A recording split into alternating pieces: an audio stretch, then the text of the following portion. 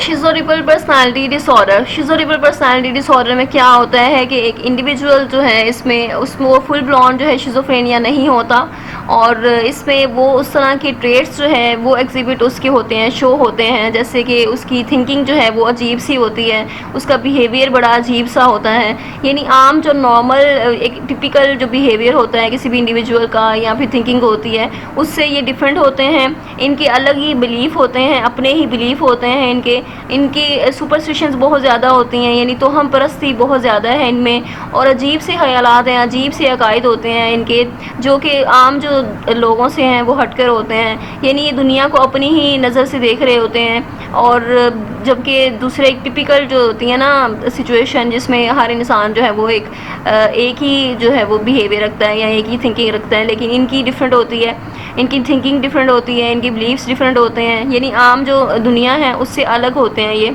और इनके अजीब से अकायद होते हैं, अजीब से बिहेवियर है, अनयूजुअल सा होता है, ठीक है, गैर मामूली है, जो कि आम तौर पर नहीं देखा जाता, और वो बहुत अजीब से होते हैं। इनकी अपनी एक ड्रेसिंग होती है अजीब सी, और इनके जो आइडियाज़ हैं वो सुपरस्टिशियस होते हैं। इनमें भी प्रॉब्लम होती है कि क्लोज रिलेशनशिप को फॉर्म कर सकें, क्योंकि ये लोगों से अलग होते हैं, बहुत ज़्यादा एंक्शस हो जाते हैं सोशल सिचुएशंस में, और सोशल सिचुएशन में उस तरह से रिलैक्स नहीं हो पाते।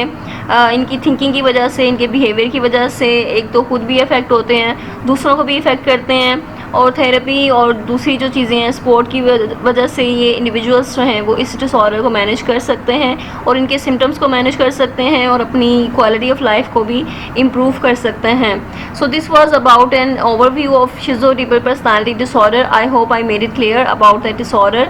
सो नेक्स्ट डिसऑर्डर्स को हम नेक्स्ट वीडियोज़ में डिस्कस करेंगे। Till then take care.